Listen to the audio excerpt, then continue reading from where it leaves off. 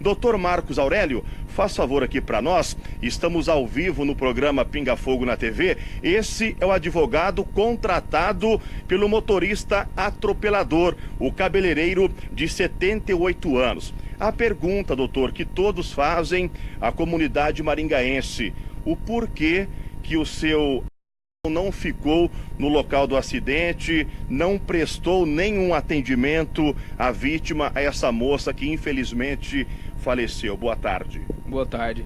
Não é um motorista atropelador, é um motorista que se envolveu num acidente de trânsito cujas circunstâncias o Instituto de Criminalística, a Polícia Civil estão investigando. Ele não se apresentou, primeiro, porque no momento que aconteceu o acidente, ele verificou de dentro do carro somente o impacto no para-brisa. E em nenhum momento, é bom que deixe claro, em nenhum momento ele disse que se tratava de um tijolo. Quem está divulgando essa notícia... Algum objeto ele falou, né? Exatamente. É muito irresponsável dizer isso, porque ele disse que não viu o que era. Porque se ele tivesse visto um tijolo, ele teria visto uma pessoa. Então ele não viu o que era e não parou. O carro continuou, não desalinhou, não perdeu o controle. Quando ele chegou em casa, ele verificou o estrago que teve na frente do carro.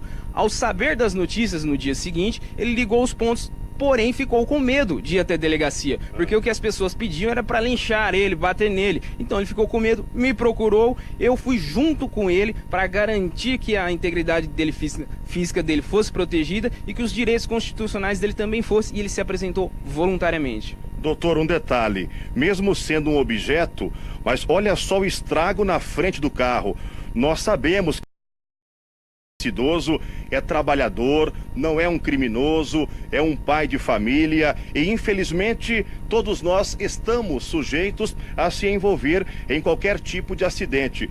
Mas isso daqui, doutor, o senhor não concorda comigo? Lá no local do acidente, não sei se o senhor viu, presenciou, foi na PR-317, a moto ficou destruída, foi arrastada. Um objeto pequeno não faria esse estrago, doutor. Sim, concordo contigo. Entretanto, de dentro do carro, ele não consegue ver a frente do carro. A única coisa que ele consegue ver é o para-brisa, esse dano que o carro sofreu. Ele verificou esse dano maior na frente do carro quando ele chegou na residência dele.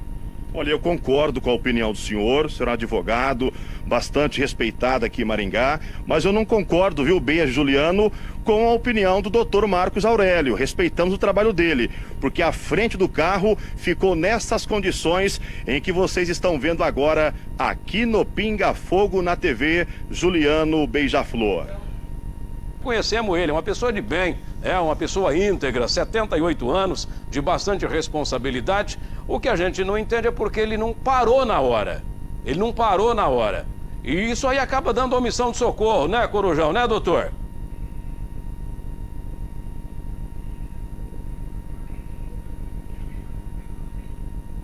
Exatamente, o advogado está acompanhando aqui o seu comentário, viu, Beija? Como eu já reiterei, ele não parou na hora porque ele não viu que se tratava de uma pessoa. Ele não viu o que atingiu o carro. Ele é uma pessoa decente, um ser humano maravilhoso, que se envolveu no acidente, e se tivesse visto que tinha atropelado uma pessoa, independentemente de quem fosse, um ciclista, um pedestre, qualquer pessoa, ele teria parado. Mas ele não viu o que atingiu o carro e não parou. Foi por isso. Ele retornava da onde, doutor? De Floresta. Casa de familiares? Sim, ele tem parentes lá. Agora, Índio Maringá, pelo que o doutor aí, o advogado, está falando pra gente, o que ele alega é que ele não identificou que atingiu um outro veículo, uma pessoa. Exatamente, Eduardo. Até o doutor estava falando aqui fora do ar que no veículo não há marcas de sangue. Pedi para o Cleison mostrar. Doutor, quando ele chegou em casa, viu, ele achou que fosse uma pancada em algo que não fosse uma motocicleta. Sim, ele não viu no momento que era uma motocicleta, não viu que era uma pessoa. Até porque ele é um ser humano decente. Se ele tivesse visto que atropelou alguém, ele teria parado para prestar socorro. Mas como ele não viu, ele não parou. Ele verificou que tinha amassado o carro na casa dele, certo? Tanto que a primeira pancada que ele viu é na direção dele. Por isso que ele não parou na estrada. Ele ficou realmente com medo de ser, por exemplo, um assalto. De alguém queria que ele parasse. Por isso que ele foi embora. Se ele tivesse visto que se tratava de uma pessoa, é evidente que ele teria parado. Ele não é nenhum criminoso. É só um senhor que se envolveu, infelizmente, num acidente. Temos duas tragédias. Uma da família que perdeu um ente querido e a outra do senhor que se envolveu nesse acidente. Ele é habilitado normalmente? Habilitado. Doutor, ele informou a velocidade... Uma pergunta, Eduardo, doutor está te ouvindo. Ele informou a velocidade que ele estava no momento da batida? No momento exato não, mas ele informou ao delegado, está registrado no boletim de ocorrência, que ele estava a cerca de 80 km por hora.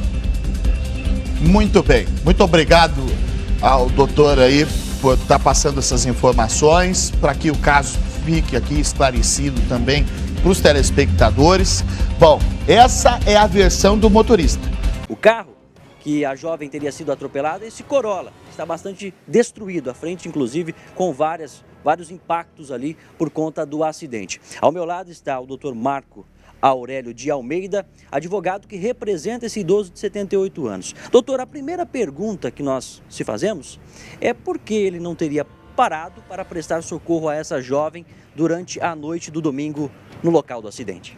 Perfeito. O que ele informou, inclusive, no inquérito policial que está apurando o fato, é que ele sentiu uma pancada, não identificou o que bateu no para-brisa. Como vocês puderem verificar, o para-brisa está trincado na direção dele. Então ele se assustou com esse impacto que recebeu e não verificou o que bateu no carro. É imprecisa as informações que estão divulgando de que ele teria dito que foi um tijolo. Ele não viu o que atingiu o carro.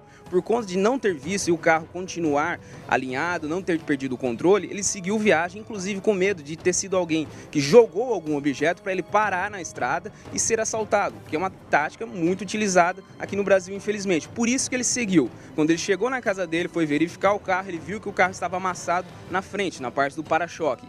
Quando ele viu as notícias da moça que foi atropelada no mesmo local que ele passou, no mesmo horário, ele ligou os pontos e voluntariamente procurou a polícia para esclarecer o que aconteceu. É importante consignar que a gente não está tratando de um assassino, de alguém perigoso para a sociedade. Não, é um senhor de 78 anos que tem uma conduta ilibada, um passado sem mácula nenhuma e que, infelizmente, se envolveu nesse acidente.